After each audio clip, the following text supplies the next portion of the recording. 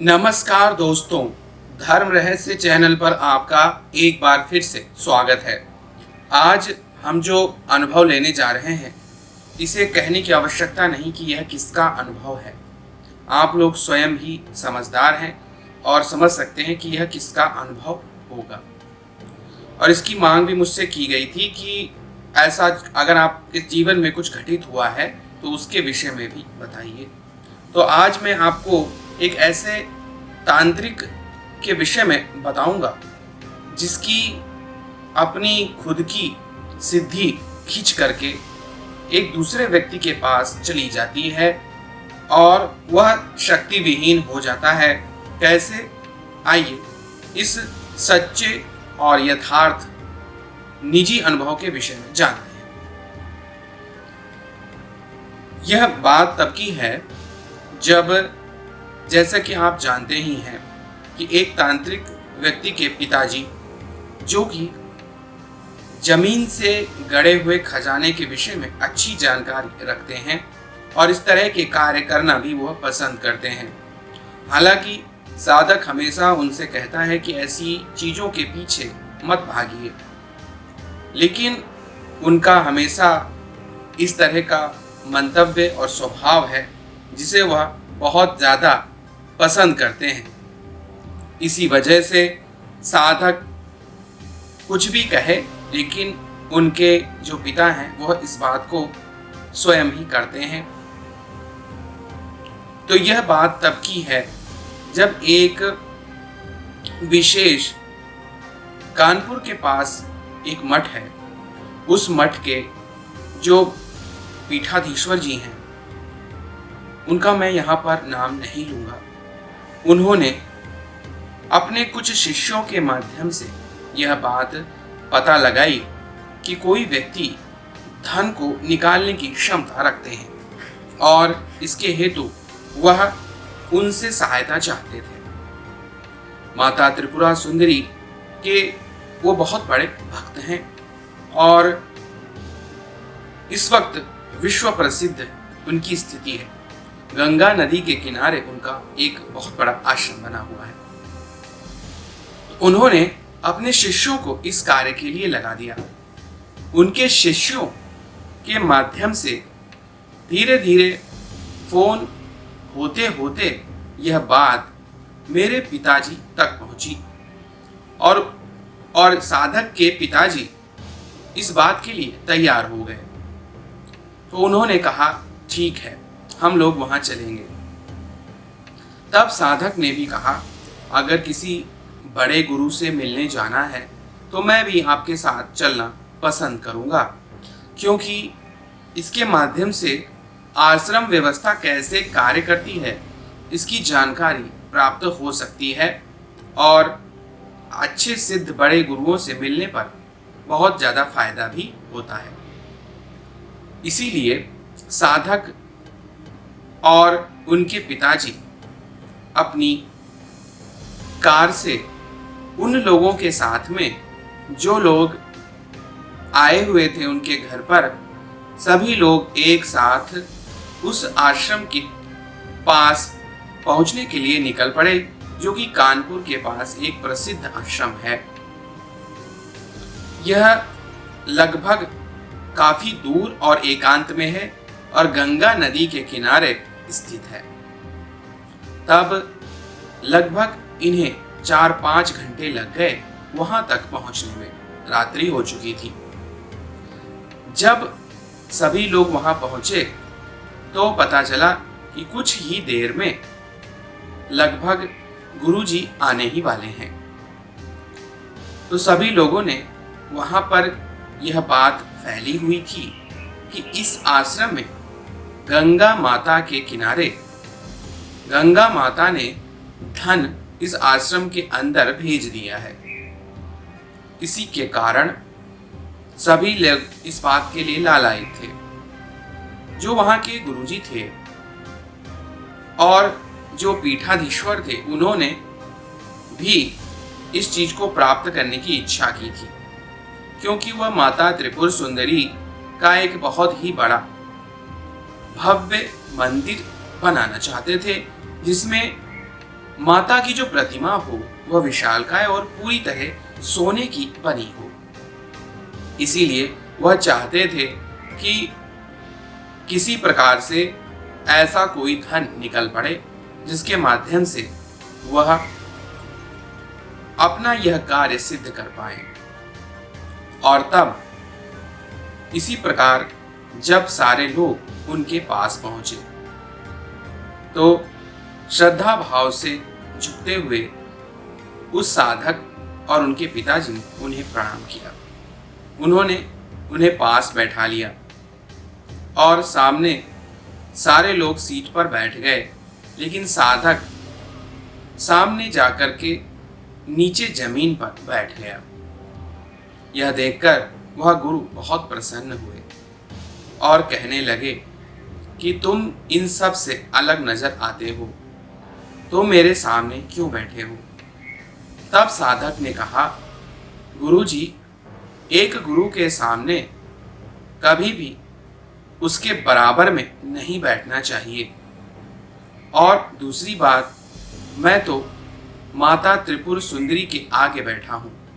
जब उनका स्वरूप साक्षात रूप में मेरे सामने बैठा है, तो फिर मैं माँ के सामने बराबर के स्थान पर कैसे बैठ सकता हूँ? यह बात सुनकर उन गुरुजी ने बहुत प्रसन्नता के साथ कहा, आपकी आयु तो बहुत कम लगती है, पर ज्ञान काफी उच्च है। ऐसा कीजिए, दीपक की थाल अंदर रखी होगी, जाइए उसे लेकर आइए। इस प्रकार गुरु का विश्वास उनके ऊपर तुरंत ही हो गया और साधक अंदर कमरे में गया। वहां से गुरु के निजी सामान में रखी हुई पूजा की थाल और सामग्री लाकर उन्हें दे दी। तब तक गुरुजी के मैनेजर साहब बोले, आप लोगों को नहीं पता, गुरुजी लगभग 21 वर्ष से लगातार माता की साधना कर पूर्ण सिद्धि को प्राप्त किए हैं। और सबसे बड़ी बात यह है कि यह स्वपाकी यानी स्वयं ही भोजन बनाते हैं। चाहे कितने भी शिष्य हों, शिष्यों की सहायता अवश्य लेते हैं, लेकिन भोजन का निर्माण वह स्वयं करते हैं। यह बात काफी अच्छी थी और तब गुरुजी ने स्वयं ही भोजन बनाना शुरू कर दिया। अंदर पाक स्थान में जहां पर खाना बनाने का कार्य किया जाता था, इधर सभी लोग आपस में वार्तालाप करने लगे। तो यह सोचा गया कि इस जगह का मुआयना किया जाए। तब तक गुरुजी आए और उन्होंने कहा, आप लोग पहले भोजन करेंगे तभी यह कार्य करेंगे, क्योंकि मेरे पास कोई आए और मैं उसे बिना भोजन कराए कोई कार्य सौंप दूं, यह तो अच्छी बात नहीं है। और उनके मैनेजर से जब बात हो रही थी तो उन्होंने कहा, गुरुजी अभी अभी योगी महाराज से मिलकर आए हैं, यानी इनका संपर्क मुख्यमंत्री योगी जी से भी है। तब सभी उनकी बातों से प्रभावित हो रहे थे कि इतने सरल स्वभाव वाले और स्वयं भोजन बनाने वाले एक अद्भुत अच्छे गुरु हैं। तब सब ने मिलकर भोजन करना शुरू किया। जैसे ही उन्होंने भोजन बनाकर सभी को परोसा और उनके शिष्यों ने उसमें सहायता की, भोजन करते ही साधक के मुंह से निकल गया, यह दाल तो कच्ची रह गई है। यह सुनकर गुरुजी दौड़े दौड़े बाहर आए और कहने लगे, ऐसा कैसे हो गया?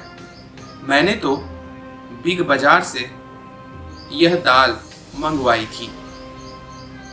तब उनके मैनेजर ने कहा, गुरुजी ऐसा कीजिए कि सब में घी बड़ी मात्रा में डाल दीजिए, जिससे दाल की समस्या ना रहे।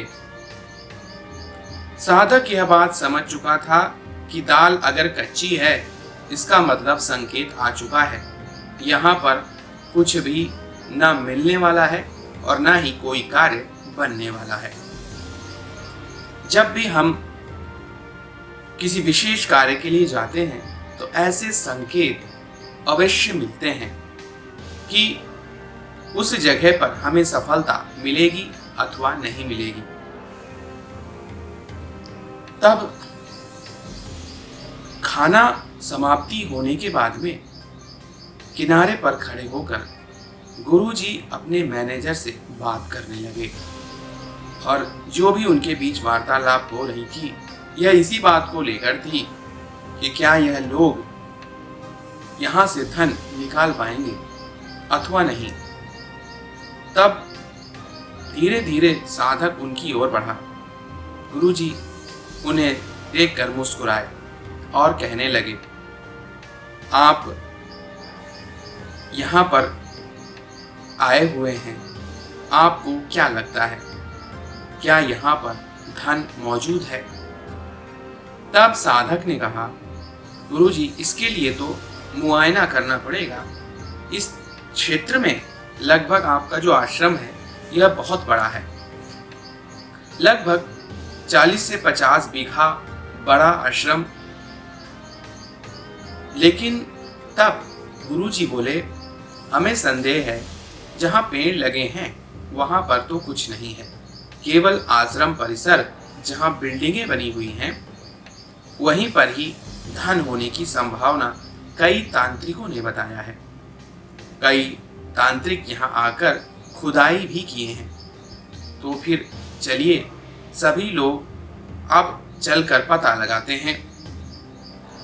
साधक के पिताजी और बाकी सारे लोगों की मंडली इसके लिए उनके साधना कक्ष वाले और प्रवचन वाले कक्ष से नीचे निकल कर आए और धीरे धीरे उस मैदान में पहुंचे। तब उन्होंने वहां पर एक हनुमान जी सिद्ध साधक को भी दिखाया जो काफी ज्यादा उम्र के थे और हनुमान जी का मंत्र जाप कर रहे थे। गुरुजी ने बताया कि यह ही मेरे आश्रम के समय और चीजों को संभालते रहते हैं। इस वक्त ये हनुमान जी की साधना में लीन है। उसके बाद फिर उस जगह का भ्रमण करना शुरू हुआ। लगभग सारी जगह घूमने के बाद अचानक से साधक को एक पेड़ के ऊपर बैठी हुई 2 प्रेतात्माएं दिखाई दी। तब साधक ने अपने पिता को कहा, एक बार पता लगाइए कि क्या यहाँ पर धन हो सकता है, क्योंकि यहाँ पर 2 प्रेत आत्माएं हैं। तब साधक के पिताजी उस टीले पर चढ़ गए और उन्होंने चारों ओर घूमना शुरू कर दिया। पता चला कि यहाँ पर कुछ भी धन नहीं है। यह सुनकर गुरुदेव उस ओर बढ़े और कहने लगे कि यह प्रेत आत्माएं मैं भगा देता हूं। तो साधक ने सोचा, बैठी हुई प्रेत आत्माओं से हमें क्या नुकसान है। वह उस ओर बढ़े कि सामने से एक बड़ा विशालकाय सांड वहां पर आ गया था और वह बहुत जोर जोर से फुंकार रहा था। उसकी ध्वनि काफी तेज थी। तब साधक ने कहा, गुरुजी संभल कर जाइए, सांड इधर की ओर आ रहा है। तब मैनेजर साहब बोले, आप परेशान मत होइए, गुरुजी का आभा मंडल इतना बड़ा है कि सांड उनसे नहीं उलझने वाला। तब उस ओर वह बढ़े और फिर उन्होंने मिट्टी के ढेले फेंककर उस सांड को वहां से भगा दिया। इसके बाद हम लोग उस क्षेत्र में लगभग काफी देर तक घूमे। तब गुरुजी ने पूछा कि आप लोगों के पास कौन सी सिद्धि है। तब साधक ने कहा, पिताजी के पास कर्ण पिशाचिनी की शक्ति थी, जो अभी भी उन्हें संकेत देती रहती है और इस संकेत के आधार पर उन्हें बहुत कुछ पता चल जाता है। हालांकि वह सिद्धि अब इनके पास नहीं है, लेकिन फिर भी यह जो भी निर्णय लेते हैं वह सटीक बैठता है।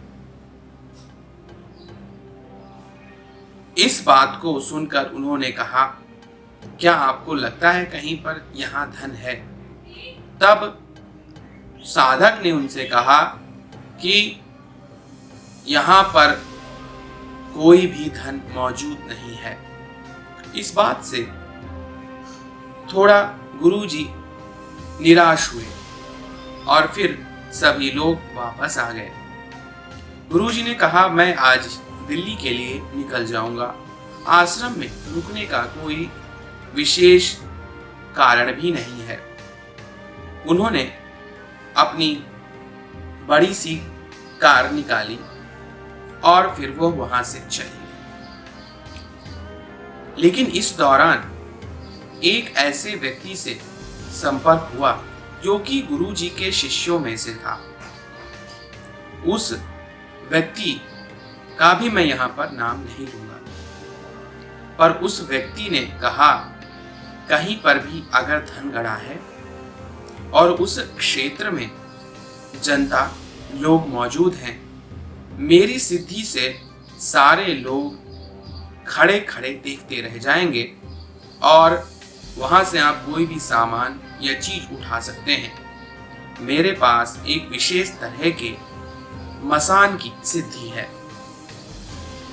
इस मसान की सिद्धि के अलावा मेरे पास माता काली और अन्य चीजों की भी सिद्धियां मौजूद हैं, लेकिन मैं बताता नहीं हूं कि मेरे पास क्या क्या है। और तब वह कहने लगा कि आप लोग अगर किसी ऐसे स्थान को जानते हैं जहां पर लोगों के सामने से धन निकालने की आवश्यकता होगी, तो मेरी मसान सिद्धि अद्भुत चमत्कार दिखाएगी और आपको कोई परेशानी नहीं होने वाली है। यह सुनकर सभी लोग खुश हो गए। उनमें से कुछ लोगों ने अलग अलग राजाओं के गड़े हुए खजाने, एक जगह एक दिव्य द्वार और ऐसी कई तरह की बातें की। तब साधक ने कहा, अधिक रात्रि हो रही है, इसलिए हमको चलना चाहिए। तब रात्रि के वक्त उन्होंने वहां से वापस निकलना ठीक समझा। उस व्यक्ति का नंबर भी ले लिया गया और उस व्यक्ति ने कहा कि डॉक्टर साहब, आप से मैं संपर्क करता रहूंगा। अगर आप से रिलेटेड ऐसा कोई काम आएगा तो मैं अवश्य ही आपकी सहायता करूंगा। इसके बाद एक दिन साधक अपने घर में थे कि तभी कई लोगों का फोन आया। तब उन्होंने कहा कि एक ऐसी जगह है जहां पर एक प्रधान स्त्री है, उसने बुलाया है और कह रही है कि मेरे पास पुराने समय में अंग्रेजों का गड़ा हुआ धन है, उसे निकालने में मदद कीजिए। तब इन लोगों की सारी टीम वहां के लिए रवाना हो गई, क्योंकि उस व्यक्ति को भी बुलाया गया जो मसान विद्या में निपुण था। क्योंकि गांव के बीच का मामला था, ऐसे में लोग देखने आते, तो ऐसी समय में ऐसी आवश्यकता अवश्य होती है कि जब सारे लोगों को भ्रमित कर दिया जाए। तो उसने कहा, मैं आपको अपनी विद्या का एक नमूना दिखाना चाहूंगा ताकि आप लोगों को विश्वास हो जाए कि मेरे पास दैवीय सिद्धि है। तो उसने कहा, ठीक है, हम लोग उस ओर चल रहे हैं। आप सभी को मिठाई खाने की इच्छा होगी। तो उसने कहा, गाड़ी रोकिए और ड्राइवर से कहा, ड्राइवर जाओ सामने वाली दुकान में 2 किलो मिठाई लेकर के अपने आप आ जाओ। दुकान में जाना, वहाँ मिठाई का डब्बा होगा, उसे उठाना, उसके बाद उसमें मिठाई 2 किलो भरना और लेकर चले आना। यह सुनकर वह ड्राइवर कहने लगा, तुम मुझे पिटवाओगे और ऐसे में मैं कैसे विश्वास करूं? तो उसने कहा, यही तो मैं कह रहा हूं, मेरी सिद्धि का असर तुम लोग साक्षात देखोगे। मैं उस दुकान पर मसान डालने वाला हूं। अब तुम लोग जाओ या तुम में से कोई भी जाए। तो उसने कहा, ठीक है मैं जाता हूँ, कुछ गड़बड़ हो तो पैसे दे दूंगा, वरना अगर कोई मुझे पीटने या डांटने लगे तो आप सभी को आना पड़ेगा। तब वह व्यक्ति उस दुकान की ओर बढ़ा और उस दुकान पर पहुंचकर अंदर गया, सामने रखा डब्बा उठाया और मिठाई उसमें भरने लगा। इसके बाद क्या हुआ जानेंगे हम लोग इस सच्ची घटना के अगले भाग में। तो अगर यह आपको निजी अनुभव पसंद आ रहा है तो लाइक करें, शेयर करें, सब्सक्राइब करें। आपका दिन मंगलमय हो। धन्यवाद।